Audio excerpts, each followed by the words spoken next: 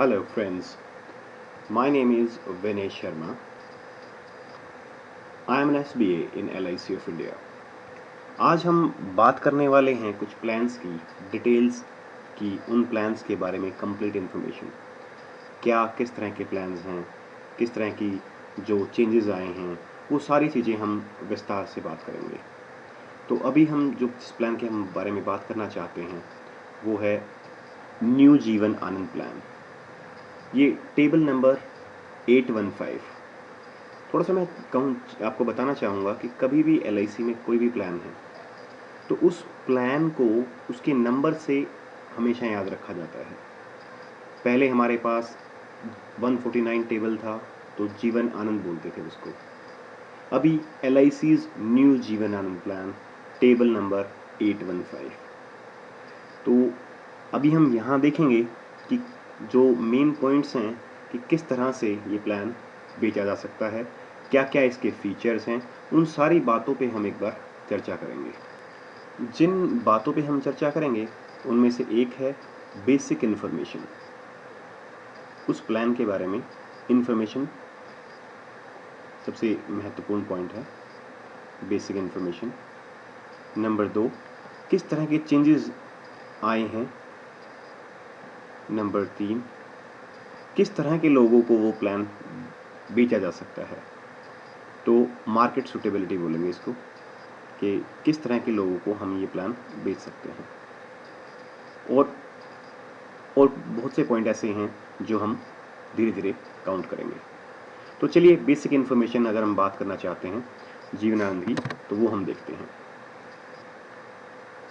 यहाँ पर मैच्योरिटी से पहले हम यहाँ पर डिस्कस करना चाहेंगे जो सबसे मेन पॉइंट्स हैं, एलिजिबिलिटी कंडीशंस एंड रिस्ट्रिक्शंस। कौन लोग हैं जो इस पॉलिसी को ले सकते हैं।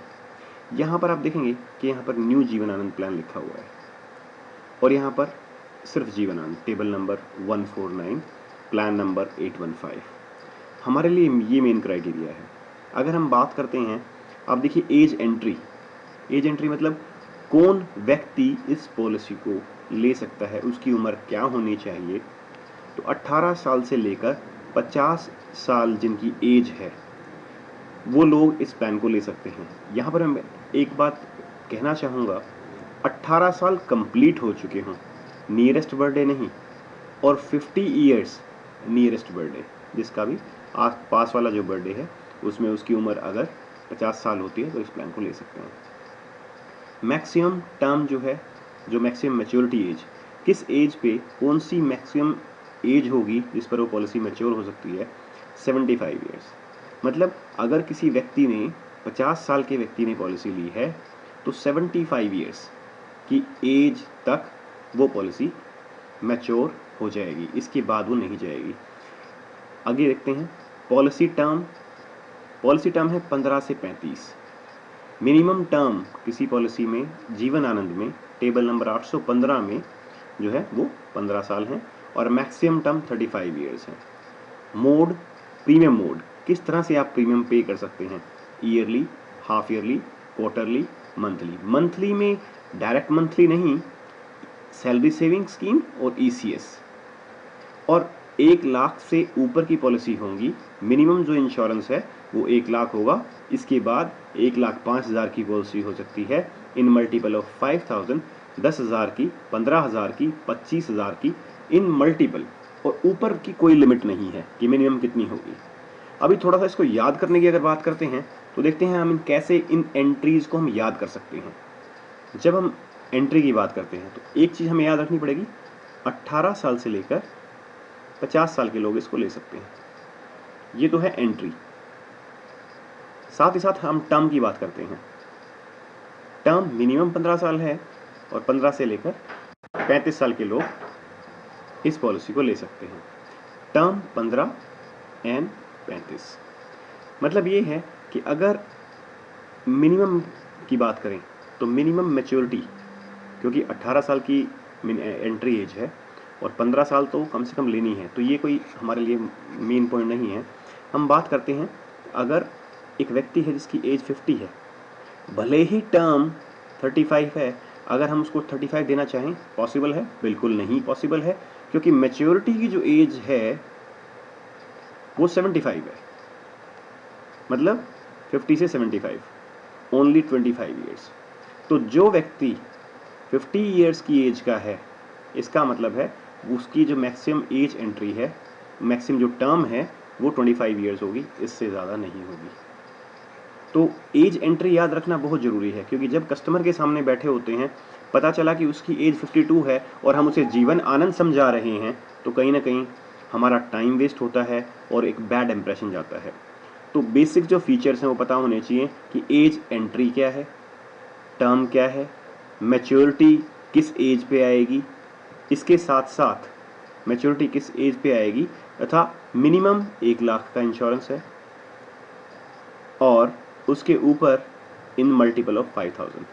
तो अगर ये पॉइंट याद नहीं है तो मैं रेकमेंड करूंगा कि आप इसको याद करें। यहाँ पर मैं एक छोटी सी बात बोलना चाहता हूँ। जब हम छोटे बच्चे थे, स्कूल में पढ़ते थे, स्टूडेंट्स थे, तो हम कुछ चीज़ें याद किया करते थे, लर्न करते थे। लेकिन आज जब हम बड़े हो गए हैं तो हमारे ऊपर किसी का बस नहीं चलता, हम जो चाहते हैं वो करते हैं। तो कहीं ना कहीं जब हम लर्न नहीं करते तो हम उनमें वो चीज़ें हमारे पास होती नहीं हैं, हम उनको भूल जाते हैं। तो मैं रेकमेंड करूँगा कि आप जो बेसिक फीचर्स हैं इनको याद करिए, क्योंकि एक बार याद कर लेंगे तो बड़ी आसानी रहेगी इनको आगे तक ले जाने में। अब बात करते हैं मैच्योरिटी। मैच्योरिटी पे क्या मिलेगा? यहाँ पर आप देखिए, यहाँ पर ये कह रहे हैं basic sum assured along with vested simple reversionary bonus and final addition bonus if any. इसमें क्या डिफरेंस, मतलब मैच्योरिटी बेसिक सम अश्योर्ड क्या है, वेस्टेड सिंपल रिवर्जनरी बोनस क्या है, फाइनल एडिशन बोनस क्या है, ये क्या कहानियां हैं उसके बारे में बात करते हैं। और डेथ पे क्या मिलेगा, वो दोनों पॉइंट्स हम अभी डिस्कस करते हैं। एक एग्जाम्पल लेते हैं, उस एग्जाम्पल से हम डिस्कस कर पाएंगे कि एग्जैक्टली कहना क्या चाहते हैं। बात हम कर रहे हैं मैच्योरिटी की। मान लीजिए किसी ने 10 लाख रुपए की पॉलिसी ली, 10 लाख की पॉलिसी ली और 21 ईयर्स जो है उसकी हमने टर्म रखी। मान लेते हैं जो कस्टमर है उसका नाम राम है, और उसकी एज जो है 30 ईयर्स है। 10 लाख के लिए 21 साल का जो प्रीमियम है अप्रॉक्सीमेटली 54,000 हम मान लेते हैं, बट ये एग्जैक्ट नहीं है, एग्जैक्ट आपको अपनी रेडी रेकनर या प्रीमियम कैलकुलेटर से देखना है। अब मैच्योरिटी कहाँ पर होगी, जब राम की एज 51 हो जाएगी, 51 ईयर्स होगी। फिर 51 ईयर्स पे आप देखिए मिलेगा क्या। अब वापस आते हैं, बेसिक सम अश्योर्ड, ये जो अमाउंट है 10 लाख रुपीज, ये है हमारा बेसिक सम अश्योर्ड, मतलब 10 लाख रुपए मिलेंगे हमें, ठीक है। Next, with vested simple reversionary bonus, मतलब बोनस भी मिलेगा। और ये बोनस है क्या? एक्चुअली जब भी हम पॉलिसी लेते हैं तो LIC एक बोनस डिक्लेयर करती है, और ये जो बोनस होता है ये काफ़ी अच्छा अमाउंट होता है। 21 साल की टर्म में LIC में जो बोनस का रेट है वो 48 रुपीज़ पर 1000 of sum assured per annum है। मतलब अगर हमने 1000 रुपये की पॉलिसी ली तो 48 रुपये बोनस होगा साल में एक बार। लेकिन अगर हमने 10 लाख रुपए की पॉलिसी ली है तो जो हमारा बोनस है वो होगा 48,000 रुपए एक साल का पर एनम। और इसी तरह से अगर हम मैच्योरिटी तक जाएं तो यहाँ पर जो अमाउंट होगा वो बोनस एक साल का नहीं, 21 सालों का बोनस होगा। तो अगर देखिए, ये प्रोजेक्ट करना मुश्किल होता है कि बोनस आएगा कितना, लेकिन जब हम प्रोजेक्शन की LIC की हिस्ट्री की बात करते हैं तो LIC ने हमेशा अच्छा बोनस दिया है, तो इसलिए हम यहाँ पर 48,000 रुपीज़ प्लस 20 इंटू 21 कर सकते हैं। तो ये भी अप्रोक्सीमेटली 10 लाख रुपए आता है। प्लस यहाँ पर इन्होंने कहा बेसिक सम अश्योर्ड हो गया 10 लाख रुपए, वेस्टेड रिवर्जनरी बोनस हो गया 48, बोनसेस मेंशन है 48,000 इंटू 21, क्योंकि हम प्रोजेक्ट कर रहे हैं। और जो बोनस एक बार डिक्लेयर हो जाता है वो गारंटेड हो जाता है, बट फ्यूचर का हमसे एक अजम्पशन ही लेके चलते हैं।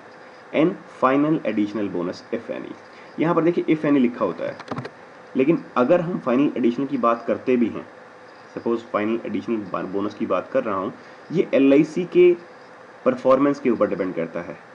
आज का जो रेट है और ये जो है डिफर करता है ईयर टू ईयर। 2 साल पहले तक ये 200 रुपये बोनस होता था 1000 की पॉलिसी पे, और सिर्फ एक बार मिलता था जब पॉलिसी मैच्योर होती थी। उससे पहले 400 था। इसका मतलब ये नहीं है कि FAB फाइनल एडिशनल बोनस कम या ज़्यादा हो रहा है, बट ये होता ज़रूर है।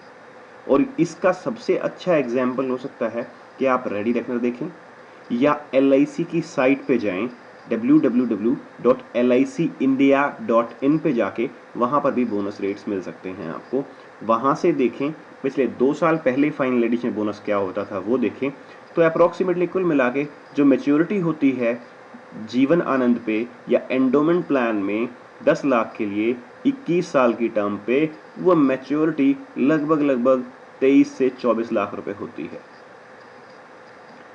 तो मैच्योरिटी की जब बात की गई तो यहाँ पर हमें एक 10 लाख रुपए की पॉलिसी के लिए लगभग 23 से 24 लाख रुपए मिल रहे हैं, तो यही इन्होंने बोनस कहा है। तो जो मैच्योरिटी है उस पर 23 से 24 लाख रुपए मिलते हैं, और यहाँ पर बेसिक सम एश्योर्ड मिलता है, बोनस मिलता है और फाइनल एडिशन बोनस मिलता है। इसके साथ जो नेक्स्ट पार्ट है वो है डेथ बेनिफिट। डेथ बेनिफिट की अगर हम बात करें, अभी तक हम मैच्योरिटी की बात कर रहे थे, तो मैच्योरिटी 23 लाख रुपए थी।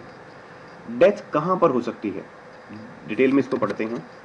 Sum assured on death along with vested simple reversionary bonus and final additional bonus if any। पहले इसका मतलब समझते हैं क्या है, थोड़ा सा डिफरेंस आप समझिए। यहाँ पर बेसिक सम एश्योर्ड की बात हो रही है, ये जो हिस्सा है वो बेसिक सम एश्योर्ड है, और यहाँ पर सम एश्योर्ड है। इन दोनों में क्या डिफरेंस है, इसके लिए हमें थोड़ा सा आगे वाली स्लाइड पे जाना पड़ेगा। यहाँ पर देखिए सम एश्योर्ड जो है वो 125% ऑफ बेसिक सम एश्योर्ड है। मतलब अगर हमारा बेसिक सम एश्योर्ड 10 लाख रुपए है, तो हमारा सम एश्योर्ड जो होगा इसका 125% होगा। और कुछ लोग कंफ्यूज हो जाते हैं, कहने का मतलब ये है सवा गुना, 1.25 times of basic sum assured. तो 10 लाख की पॉलिसी के लिए जो सम एश्योर्ड होगा वो 12.5 लाख रुपए होगा। तो अभी आप थोड़ा सा इसमें कंफ्यूजन महसूस कर रहे होंगे, बेसिक सम एश्योर्ड और sum assured. Sum assured Jeevan Anand में जो है बेसिक सम एश्योर्ड का सवा गुना होगा। हम जो प्रीमियम देखेंगे वो हम 10 लाख का देखेंगे, हम बेसिक सम एश्योर्ड का प्रीमियम देखेंगे, लेकिन इंश्योरेंस कवर जो होगा अगर डेथ होती है तो उस पर बेसिक सम एश्योर्ड नहीं मिलके सम एश्योर्ड मिलेगा, और सम एश्योर्ड जो है वो बेसिक सम एश्योर्ड का सवा गुना होता है। प्लस यहाँ पर लिखा हुआ है वेस्टेड सिंपल रिवर्जनरी बोनस यहाँ पर।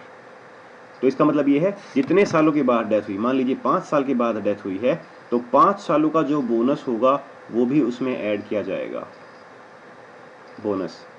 और अगर 1 साल का बोनस 48,000 है और LIC ने ऐसे हर साल में 48,000 डिक्लेयर किया है, तो 5 सालों में 2,40,000 और 12.5 लाख रुपए, ये हो जाएगा आपका 1490, 14,90,000 रुपए डेथ पे मिलेंगे अगर ये नॉर्मल डेथ है तो। लेकिन अगर एक्सीडेंटल डेथ है, यहां पर मैं कहना चाहूंगा अगर एक्सीडेंटल डेथ है तो यहां पर वहां पर 14,90,000 मिल रहे हैं, और यहां पर 10 लाख रुपए इसके भी मिलेंगे, क्योंकि आपने बेसिक सम एश्योर्ड के ऊपर राइडर भी लिया हुआ है। तो 14,90,000 प्लस 10 लाख रुपए, या इसको दूसरे शब्दों में अगर मैं कहूं तो कुछ ऐसा होगा कि ये आपका 12.5 लाख रुपए sum assured, plus accidental rider के 10 लाख रुपए, और प्लस 5 सालों का बोनस 48,000 के हिसाब से। तो टोटल अमाउंट जो बन रहा है वो बन रहा है 24,90,000 रुपए। तो ये अपने आप में ही एक अच्छा खासा अमाउंट होता है। तो डेथ पे मिलेगा ये। तो जीवन आनंद में हमें मैच्योरिटी का मालूम चल गया, हमें डेथ पे क्या मिलेगा वो पता चल गया, लेकिन यहाँ पर एक पॉइंट थोड़ा सा हाईलाइटेड किया हुआ है, आप देख सकते हैं यहाँ इन्होंने कहा हुआ है ड्यूरिंग द पॉलिसी टर्म। मतलब अगर पॉलिसी टर्म की बात कर रहे हैं, हम बात कर रहे हैं यहाँ से लेकर यहाँ तक, तो ये तो इसकी बात हो रही है। लेकिन एक छोटा सा नीचे अगर डिटेल देखें, after expiry of the policy term, policy की टर्म 51 पे मैच्योर हो गई, इसके बाद भी कुछ दे रहे हैं वो, और वो क्या है, वो है बेसिक सम एश्योर्ड। यहाँ पर नजर नहीं शायद आ रहा होगा, तो पुरानी पॉलिसी में देख सकते हैं 149 में यहाँ पर लिखा हुआ है बेसिक सम एश्योर्ड। मतलब बेसिक सम एश्योर्ड 10 लाख है, तो उसके बाद भी अगर डेथ होती है तो 10 लाख रुपए मिलेंगे, और यहाँ पर कोई फिक्स लिमिट नहीं है, तो कितनी भी एज पे डेथ हो, 70 पे हो, 80 पे हो, 90 पे हो, 95 पे हो, या किसी भी एज पे डेथ होती है, तो मैच्योरिटी के अलावा भी 10 लाख रुपए मिलेंगे। तो जीवन आनंद में जो कहावत है, जिंदगी के साथ भी जिंदगी के बाद भी, वो यही कारण होता है कि आपने जो अपना इन्वेस्टमेंट की उसकी आपको अच्छी खासी मैच्योरिटी मिल गई, और उसके बाद भी आपका इंश्योरेंस 10 लाख रुपए होल लाइफ चलता रहा। तो कुछ लोग अगर इसको इस हिसाब से देखें कि 10 लाख रुपए की पॉलिसी थी, प्रीमियम जो भी उसने पे किया, मैच्योरिटी 23 लाख रुपया प्लस 10 लाख रुपए एक्स्ट्रा, तो कुल मिला के 33-34 लाख रुपए फैमिली को मिला, तो काफ़ी अच्छा अमाउंट होता है। अब थोड़ा सा आगे जाने से पहले इसके ऊपर बात करते हैं कि किस तरह के लोगों को ये पॉलिसी ठीक लगे, किस तरह से हम इसको बेच सकते हैं। सेलिंग के कुछ पॉइंट यहाँ पर डिस्कस करते हैं। हालांकि कई सारी चीज़ें हैं इसमें, तो हमने जो अभी डिस्कशन की कि किस तरह की मैच्योरिटी होगी, किस तरह के इसकी डेथ बेनिफिट फीचर्स होंगे, और कौन कौन लोग इसको ले सकते हैं, ये पॉइंट्स हमने डिस्कस किए। अब हम बात करते हैं थोड़ा सा कि किस तरह से इसको बेचा कैसे जा सकता है।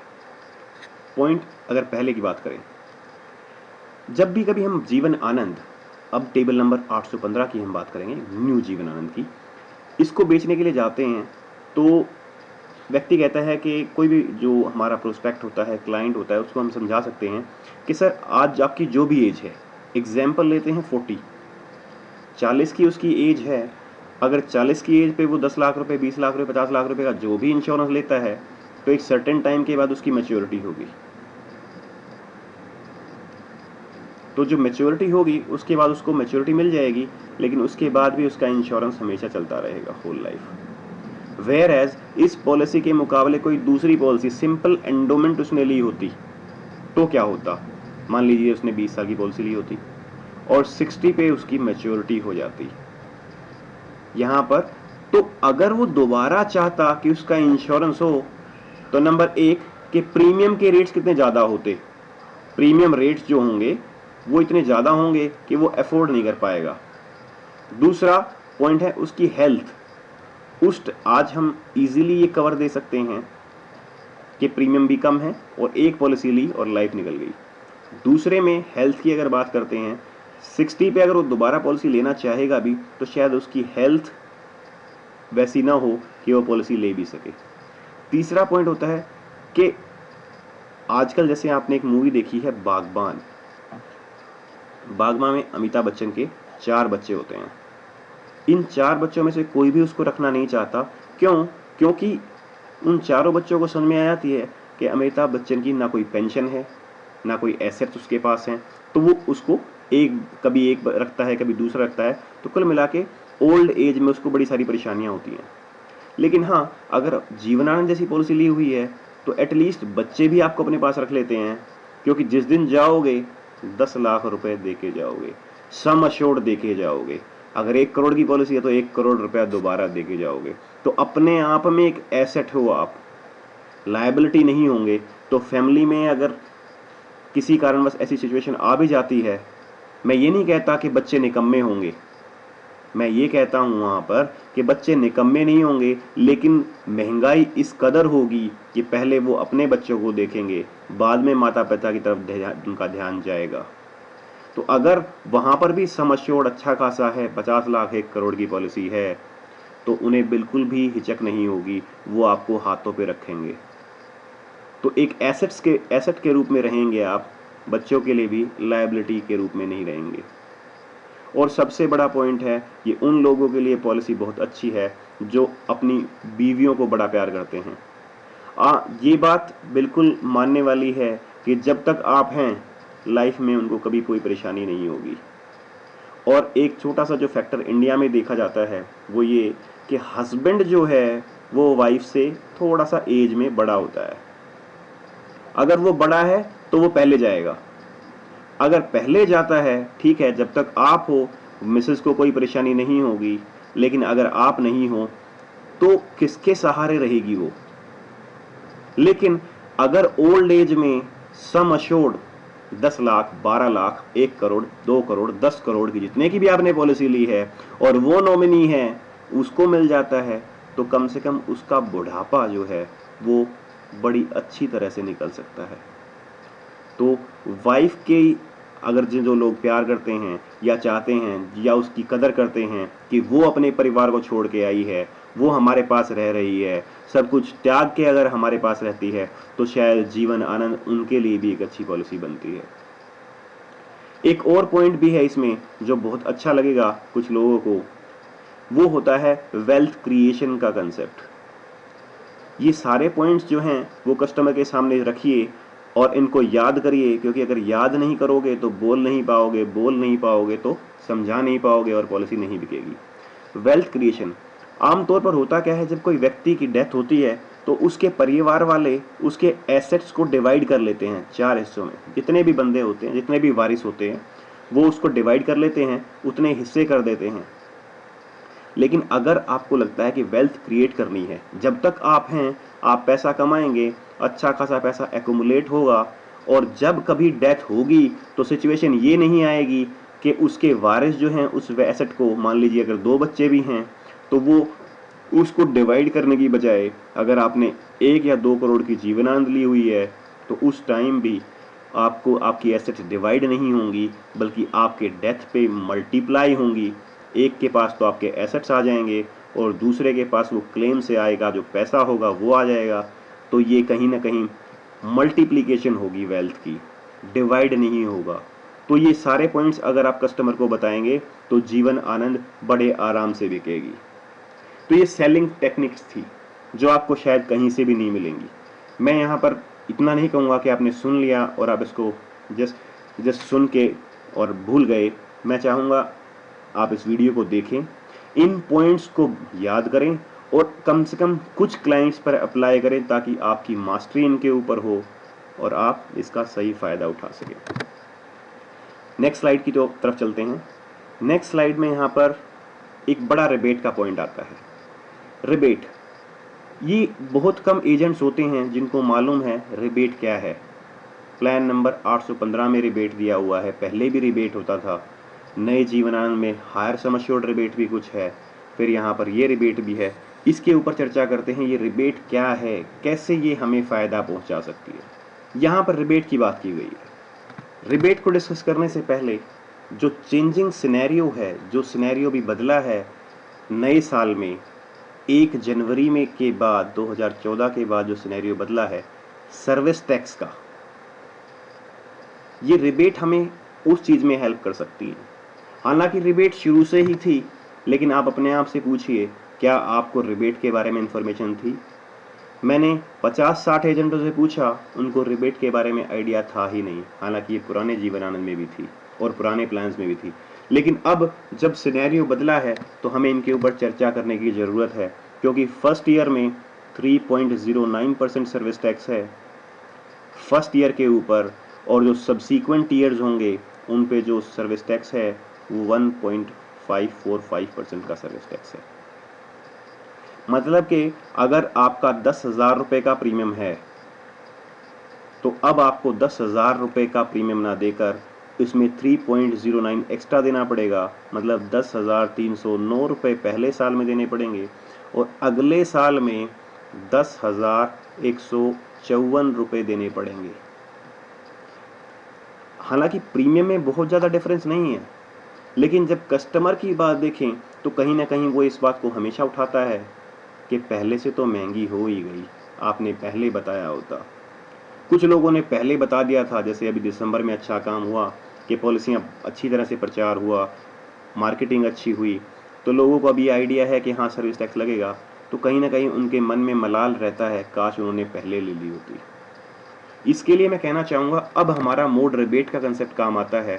यहाँ आप देखिए मोड रिबेट, यहाँ पर ये मोड रिबेट है और ये सम एश्योर्ड रिबेट है।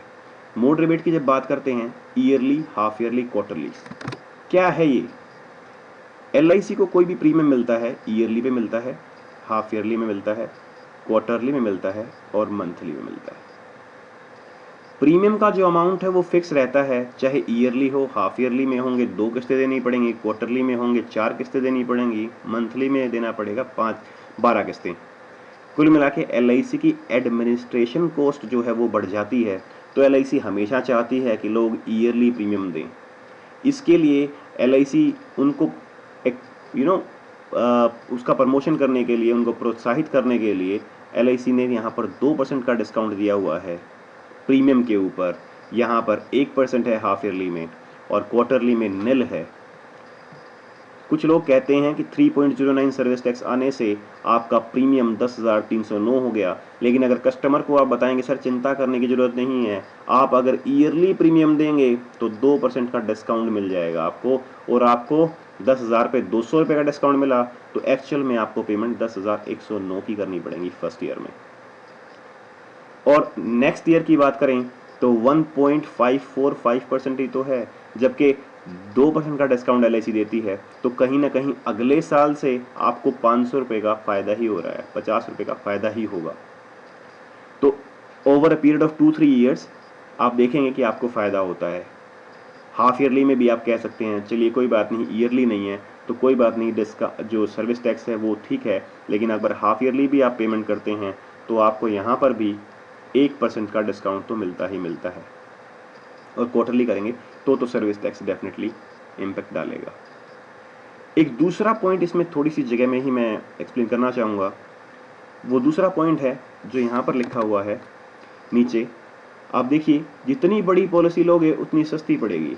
1 लाख से 1,95,000 पे जो रिबेट है वो निल है, लेकिन अगर 2 लाख से 4,95,000 की पॉलिसी ले रहे हो तो 1.5%, ये परसेंट नहीं है, ये मिलेनिया बोलते हैं इसको, वो 1.5 रुपया पर 1000 ऑफ सम एश्योर्ड बोलते हैं इसको, तो 1.5 रुपया का डिस्काउंट यहाँ पर है। 5 लाख से 995 में यहाँ 2.5 रुपीज़ पर 1000 ऑफ बेसिक सम एश्योर्ड है, एंड ऐसे ही 10 लाख से ऊपर में 3 रुपीज़ पर 1000 ऑफ बेसिक सम एश्योर्ड का डिस्काउंट है।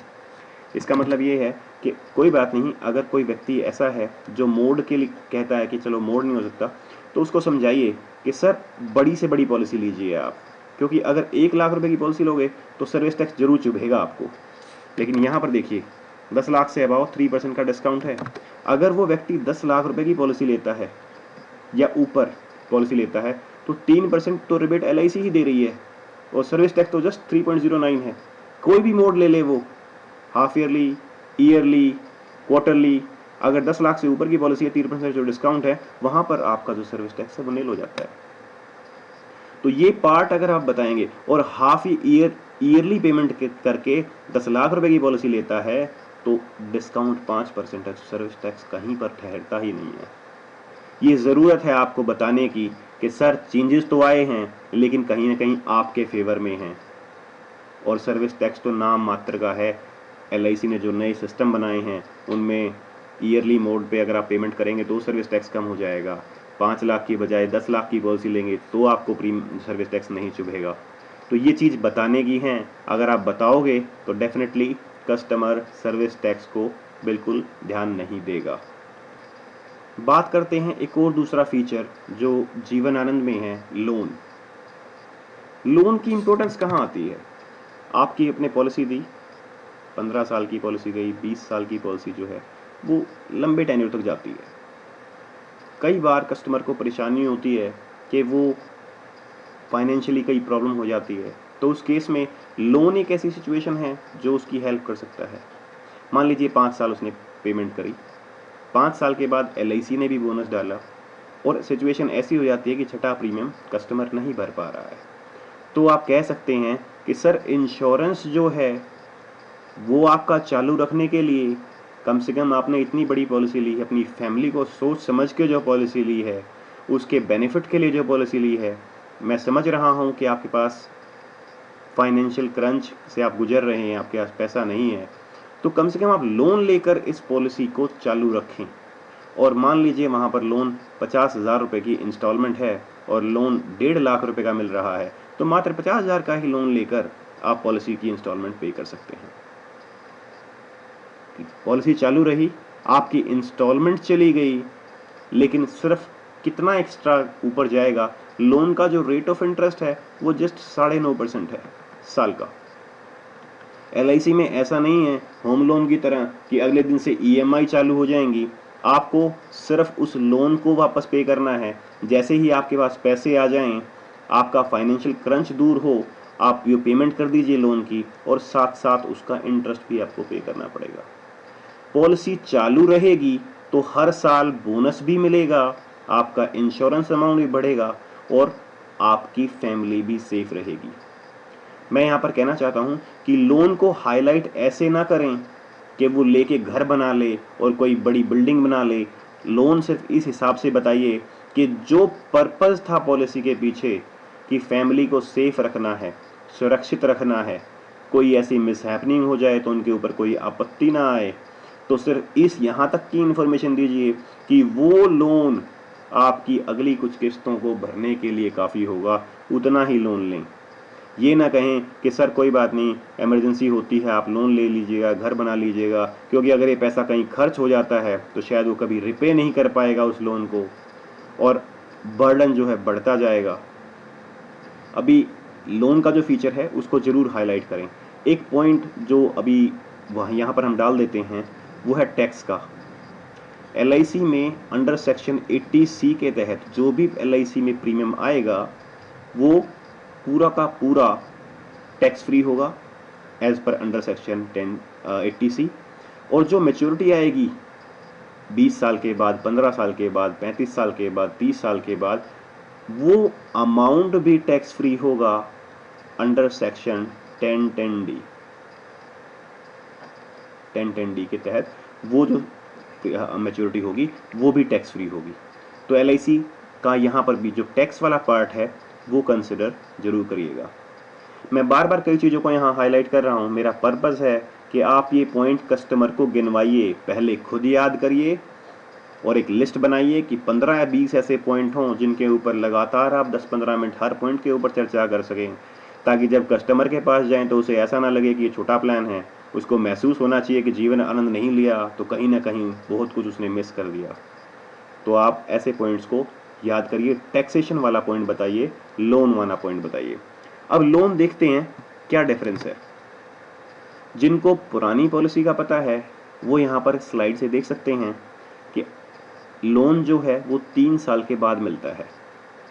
मैं बताना चाहूँगा LIC में अगर आपने 3 साल तक प्रीमियम नहीं दिया है तो पॉलिसी लैप्स हो जाएगी और सारा का सारा पैसा ज़ीरो हो जाएगा।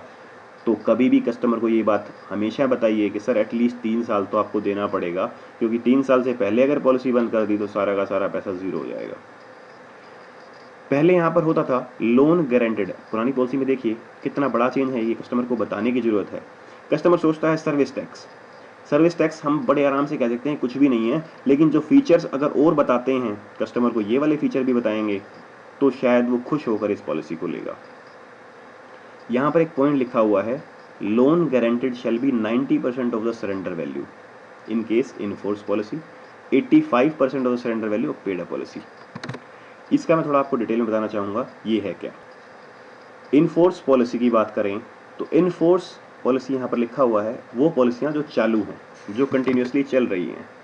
Loan guaranteed 90% of the surrender value in case in force, मतलब कि हमें अगर लोन लेना है, मैंने जैसे कहा लोन सिर्फ इंस्टॉलमेंट तक ही दिलाएं तो बेहतर होगा, लेकिन किसी को इमरजेंसी है और ज़्यादा लोन लेना है तो सरेंडर वैल्यू का 90% तक लोन मिलता था पहले, कि अगर उस तारीख को, जिस तारीख को लोन आपको लेना है, उस तारीख को, उस पॉलिसी को अगर हम बंद करें तो हमें लोन कितना मिलेगा, तो उसका 90% लोन मैक्सिमम अमाउंट मिलता था, मिनिमम कितना भी आप ले सकते थे। और पॉलिसी लैप्स है। लैप्स मतलब आपने इंस्टॉलमेंट नहीं भरी है, अभी वो बंद पड़ी है, और उसके ऊपर अगर आपने लोन लेना था तो 85% ऑफ द सरेंडर वैल्यू का ही लोन मिलता था। ये किस लिए ऐसा क्यों करते थे? इसका कारण था, ये इसलिए करते थे कि हम पूरा सरेंडर वैल्यू दे देते तो पॉलिसी बंद हो जाएगी, तो हम उतना अमाउंट देते थे ताकि कुछ पैसा एलआईसी के पास बचा रहे। लोन उतना दिया जाए कि कल को ये लोन नहीं देता है तो इंटरेस्ट जो होगा वो हम इस पॉलिसी में से निकाल लेंगे, और अगले साल जैसे ये प्रीमियम देगा, बोनस देगा, तो खैर अमाउंट बढ़ता जाएगा, इसलिए अमाउंट ज़्यादा देते थे। एग्जाम्पल के तौर पर लेते हैं, एक 10,000 रुपये की हमने इंस्टॉलमेंट डाली और 10,000 रुपये का ही बोनस उसमें ऐड हो रहा है। 5 साल के बाद 50,000 रुपये हम प्रीमियम दे चुके हैं और 50,000 रुपये का ही बोनस ऐड हो चुका है। लेकिन as per surrender value factor, मैं एक एग्जाम्पल ले रहा हूँ, जस्ट एक एग्जाम्पल एक्सप्लेन करने के लिए। Don't consider these figures exact, ये एग्जैक्ट नहीं है, सिर्फ एक इलस्ट्रेशन है। मान लीजिए लोन मिलता है आपको, सरेंडर वैल्यू जो बनती है वो बनती है से 50,000। तो अभी ये पॉलिसी चल रही है, नेक्स्ट ईयर हम प्रीमियम देंगे, सरेंडर वैल्यू इतना बन रहा है, तो 90% के हिसाब से हम इस पे 45,000 तक का लोन दे सकते हैं, और हमने लोन ग्रांट भी कर दिया, उसको लोन जो है हमने दे दिया 45,000 का। अब 90% अगर ये पॉलिसी लैप्स करता है, क्योंकि ये पॉलिसी अभी लैप्स नहीं कर रहा है, चला रहा है, तो नेक्स्ट ईयर अगले साल की अगर बात करें तो वो फिर प्रीमियम पे करेगा 10,000 रुपीज़, और उसके बाद बोनस भी 10,000 होगा। तो कहीं ना कहीं अगले साल अगर इसको सरेंडर करेगा तो फॉर एग्जांपल एक 20 हो रहा था, तो मान लीजिए 60,000 इसका सरेंडर वैल्यू है, क्योंकि बोनस ऐड हो रहा है, प्रीमियम पे कर रहा है, तो सरेंडर वैल्यू बढ़ेगी। तो 90% इसलिए दे रहे हैं कि पॉलिसी चालू रखेगा तो ये अमाउंट कोई बहुत बड़ा नहीं होगा, अगले साल उसका सरेंडर वैल्यू बढ़ जाएगा, लेकिन और वो आराम से प्रीमियम पे कर सकता है, उसकी पॉलिसी भी चलती रहेगी और उसका जो इंटरेस्ट है वो एलआईसी को आराम से आएगा। एलआईसी कोई भी ऐसा काम नहीं करती कि उसे कस्टमर के पीछे पीछे भागना पड़े, कि लोन ज़्यादा दे दिया और वो पीछे उसके भागे। इसीलिए वो उसको थोड़ा सा कहीं ना कहीं गैप रखती है कि अगर कस्टमर कल को नहीं वापस पेमेंट करता है तो उसकी पॉलिसी बंद कर दी जाए। और ऐसे ही होता था लैप्स पॉलिसी में, अगर पॉलिसी लैप्स होती थी तो आगे प्रीमियम नहीं आता था, बोनस एक्रू नहीं होता था, तो अगर 90% देते तो अगले साल ही वो पॉलिसी बंद हो जाती। इसलिए 85% सरेंडर वैल्यू का लोन देते थे ताकि कम से कम उसे 2 साल तो मिल जाते। उन 2 सालों में अगर वो वापस पे करना चाहता तो उसकी पेमेंट हो जाती और policy as it is continue हो जाती। लेकिन अभी नए चेंजेस जो यहाँ पर लिखे हुए हैं, यहाँ पर maximum amount of loan can be guaranteed as a percentage of surrender value shall depend on policy term. अभी पहली चीज ये जो बड़ी बात आई है, अभी आईआरडी ने बोल दिया है कि पॉलिसी चालू हो या वो लैप्स हो, अगर आप लोन देते हैं तो आप पॉलिसी को बंद नहीं करेंगे। जैसे मैंने कहा कि अगर मान लीजिए 5 साल के बाद उसको 90% उसका जो है हमने लोन दिया था, 45,000 लिया, अब उसने पॉलिसी चलाई ही नहीं। अब आईआरडी ये कहता है कि आप पॉलिसी बंद नहीं कर सकते, तो अगर 10 साल भी पॉलिसी चली तो इसके ऊपर इंटरेस्ट इतना होगा, उसने किस्तें भरी नहीं, पैसा 90% ले लिया 45,000। अब आईआरडी की गाइडलाइन के हिसाब से हम पॉलिसी बंद नहीं कर सकते हैं और इसके ऊपर इंटरेस्ट पे इंटरेस्ट लगाते जाएंगे, तो कहीं ना कहीं हमारे ऊपर एलआईसी के ऊपर लायबिलिटी बढ़ जाएगी। इसीलिए अब एलआईसी ने कहा कि हम सरेंडर वैल्यू को जो है, सरेंडर वैल्यू का लोन का जो अमाउंट है वो फिक्स नहीं रखेंगे, 90% नहीं रखेंगे। लोन जो है सरेंडर वैल्यू का 90% नहीं होगा, बल्कि टर्म के ऊपर डिपेंड करेगा। जैसे कि अगर हमने 23 साल तक की पॉलिसी ली है तो 90%, अगर इनफोर्स पॉलिसी चालू पॉलिसी की बात करते हैं तो 90% तक जो भी सरेंडर वैल्यू होगी उसका 90% तक लोन देंगे। 24 से 27 की होगी तो 80% तक लोन देंगे, 28 से 31 तक होगी तो 70% देंगे, और 32 से 35, क्योंकि एज एंट्री के टाइम आपने देखा था कि 32 से 35 की एज एंट्री दी हुई है। यहाँ पर दूसरा इन्होंने रखा हुआ है, ये अगर पेड अप पॉलिसी है, पेड अप पॉलिसी में सेम यही कहानी यहाँ पर दी हुई है कि पेड अप पॉलिसी की अगर बात कर रहे हैं तो 23 साल की टर्म है तो 80%, पेड अप मतलब लैप्स, 24 से 27 70, 28 से 31 60। तो कहीं ना कहीं अब ये अच्छी बात है कि अगर पॉलिसी ली हुई है तो पॉलिसी लैप्स नहीं होगी, क्योंकि पॉलिसी अगर ली है और उसके ऊपर लोन भी लिया है तो LIC को राइट नहीं है कि वो उस पॉलिसी को बंद कर दे। तो इसलिए एटलीस्ट अपने आप को सेव करने के लिए जो लोन है वो सरेंडर वैल्यू का परसेंटेज होगा, और वो 90% सीधा नहीं होगा जैसे कि पहले होता था, अब वो टर्म के ऊपर, पॉलिसी की टर्म के ऊपर डिपेंड करेगा। नेक्स्ट पॉइंट जो है गारंटेड सरेंडर वैल्यू, ये भी एक कस्टमर को बताने की चीज़ है। अभी हमने लोन की बात करी और सरेंडर वैल्यू की बात करी, तो कहीं ना कहीं ये तो कस्टमर को बताने वाली चीज़ बहुत ज़्यादा नहीं है। लोन का डेफिनेटली एक पॉइंट बनता है कि आप बताएं कि अगर इमरजेंसी है, फाइनेंशियल क्रंच है, तो आप इस पॉलिसी को जो है इसके ऊपर लोन ले सकते हैं, कोई किसी तरह का कोई परेशानी नहीं होगी। यहाँ पर आप देखिए गारंटेड सरेंडर वैल्यू की बात कर रहे हैं। ये जितने प्लान्स आए हैं, अगर आप इस वीडियो को अच्छी तरह देख लेंगे तो फ्यूचर में जो दूसरे वीडियोज़ हैं, मनी बैक के हैं, 814 814 नंबर टेबल है, 820 है, 821 है, तो उनमें आपको काफ़ी आसानी रहेगी। यहाँ पर कह रहे हैं जो गारंटेड सरेंडर वैल्यू है, सरेंडर वैल्यू और गारंटेड सरेंडर वैल्यू में थोड़ा सा डिफरेंस है। गारंटेड सरेंडर वैल्यू में गारंटेड GSV बोलते हैं गारंटेड सरेंडर वैल्यू, और एक होती है स्पेशल सरेंडर वैल्यू। नॉर्मली जो स्पेशल सरेंडर वैल्यू को ही हम कंसिडर करते हैं, गारंटेड सरेंडर वैल्यू को हम कंसिडर नहीं करते हैं। और LIC में गारंटेड सरेंडर वैल्यू कभी भी ज़्यादा नहीं होती थी, सिर्फ सरेंडर वैल्यू ही ज़्यादा होती थी। लेकिन IRD ने जो बदलाव किए हैं उसने इस हिसाब से कर दिए हैं कि अभी गारंटेड जो अमाउंट है वो ज़्यादा होगा, वो एक कस्टमर की ओरिएंटेड इन्होंने कर दिया है, तो इसको भी कस्टमर को बताने की ज़रूरत है। पहली चीज़, 3 साल से पहले अगर आपने पॉलिसी बंद कर दी है तो सारा का सारा अमाउंट ज़ीरो हो जाएगा, तो कम से कम पॉलिसी 3 साल तक तो चलाइए, दोनों ही केसेस में, क्योंकि एटलीस्ट सरेंडर वैल्यू तो पार्ट है, एक गारंटेड है, एक स्पेशल है। कस्टमर को हम देते हैं whichever is higher, guaranteed अगर ज़्यादा है तो, स्पेशल सरेंडर वैल्यू ज़्यादा है तो, जो भी ज़्यादा होता था हम कस्टमर को वो देते थे। लेकिन पास्ट में अगर हम बात करें, पुराने जीवनानंद में गारंटेड सरेंडर वैल्यू कभी ज़्यादा हुआ ही नहीं, इसीलिए हमेशा ही स्पेशल सरेंडर वैल्यू मिलता था। लेकिन अभी क्या हो गया है, थोड़ा सा देखते हैं किस तरह की चीज़ें हैं। यहाँ पर लिखा हुआ है GSV guaranteed surrender value shall be a higher percentage of total premium paid excluding extra premium. यहाँ पर पहले जो गारंटेड सरेंडर वैल्यू मिलती थी उसमें से पहला प्रीमियम निकाल के बात करते थे। अगर किसी व्यक्ति ने, पहले क्या होता था, अगर 10-10 हज़ार की 3 किस्तें पे करी हैं, 3 प्रीमियम पे किए हैं, तो गारंटेड सरेंडर वैल्यू पहले साल की किस्त को छोड़ के होता था। अभी IRD कहता है कि कोई भी आप प्रीमियम छोड़ेंगे नहीं, सिर्फ राइडर जो लिया हुआ है उसको हटाएंगे, और उसके हिसाब से, ईयर के हिसाब से डिपेंड करेगा। आप यहाँ पर देख सकते हैं 3 साल में 30%। इसका मतलब ये हुआ 3 साल में अगर पहले की अगर बात की जाती, जो पहले की बात की जाती तो पहले होता 30,000 आप पे कर चुके हैं 30 साल में, पहले साल का प्रीमियम छोड़िए 20,000 का 30%, 6,000 रुपये गारंटेड सरेंडर वैल्यू होती थी। लेकिन IRD ने जो चेंजेस किए हैं उनके हिसाब से 10,000 के हिसाब से 30,000, अब 30,000 का 30% जो कि 9,000 रुपये होगा वो गारंटेड सरेंडर वैल्यू होगा। तो कहीं ना कहीं ज़्यादा अमाउंट अब कस्टमर को मिल सकता है। 5वें साल में 50% और T-1 80। अगर आप T-1 को ध्यान ना दें तो 7वें साल से हम बात कर सकते हैं।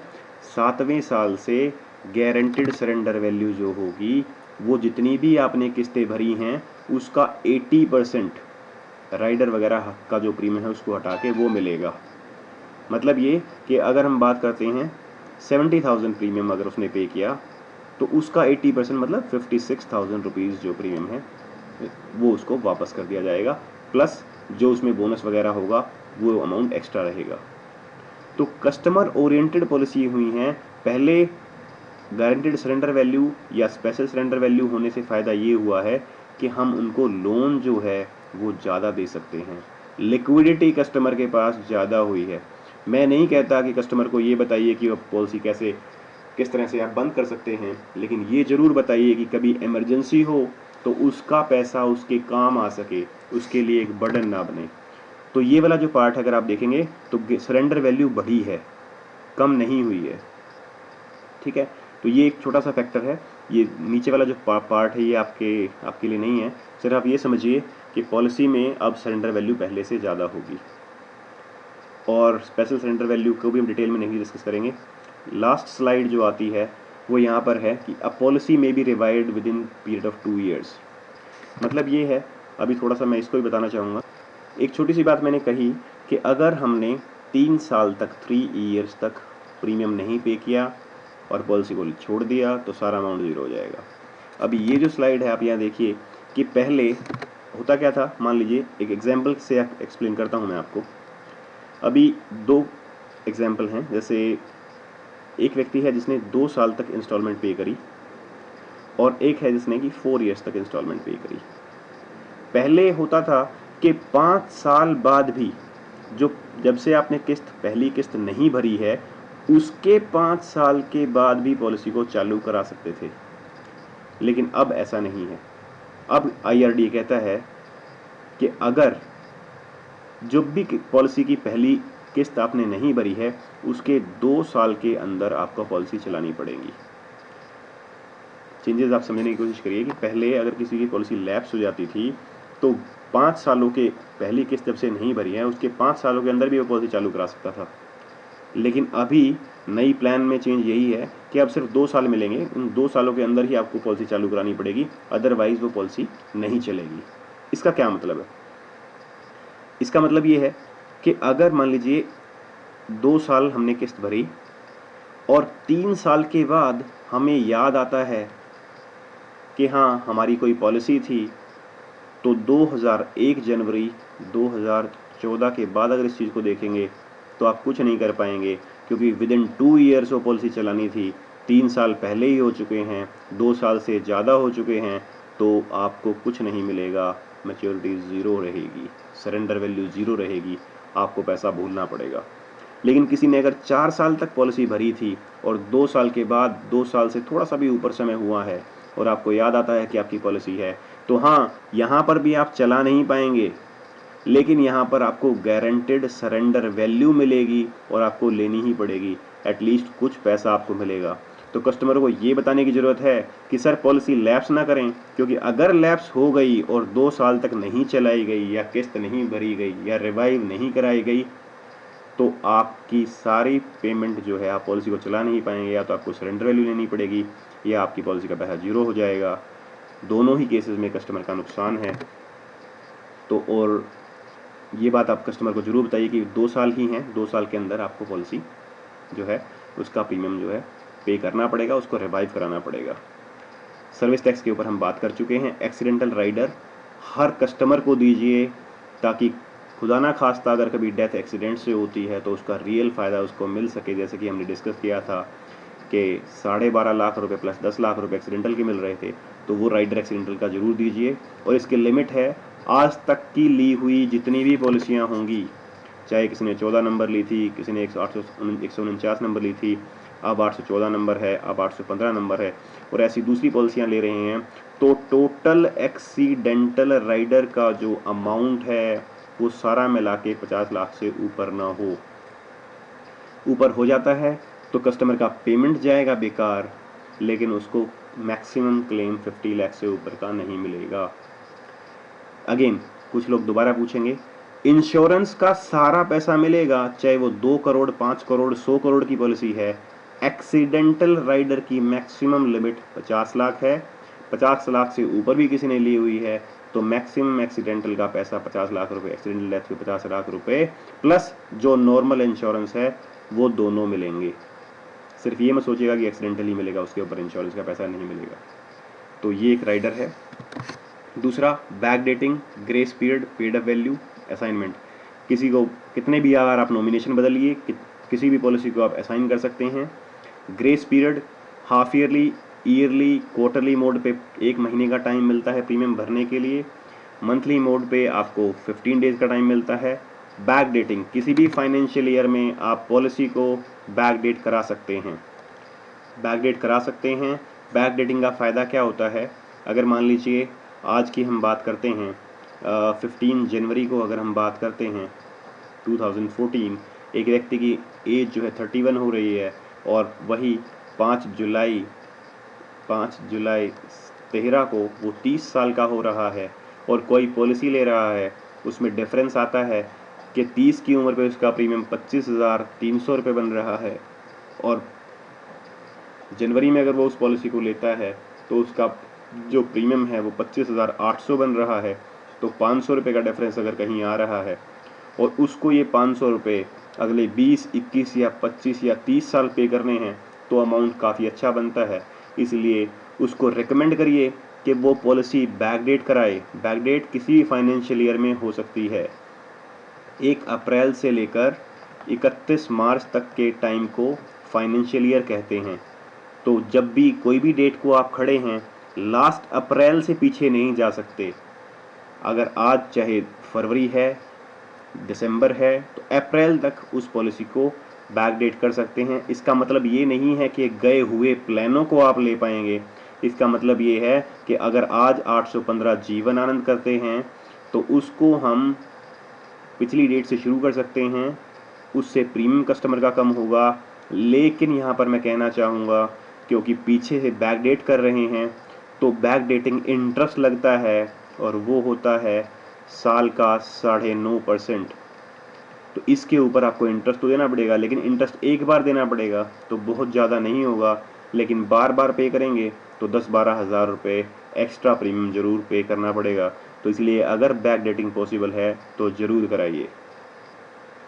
ये बात तो हुई कि हम टेक्निकली बात कर रहे थे कस्टमर की हेल्प करने के लिए, लेकिन आमतौर पर ये देखा गया है लोगों को याद ही नहीं रहती उनकी पॉलिसियाँ ड्यू कब होती हैं, कब ड्यू होती हैं, किसी को कुछ भी नहीं मालूम होता। तो बैक डेटिंग अगर पॉसिबल है तो जिसकी भी आप पॉलिसी कर रहे हैं, या तो उसके बर्थडे पे की डेट उसको दीजिए, या उसकी मिसेस के बर्थडे की डेट दीजिए, या एनिवर्सरी, या अगर बच्चे हैं किड्स, ताकि किसी न किसी डेट से उस प्रीमियम को लिंक कर दीजिए।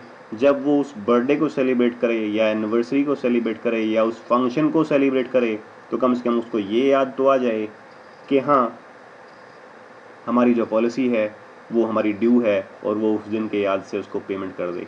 तो कम से कम एजेंट की ऊपर बर्डन ना रहे और पार्टी उसको आसानी से पे कर सके।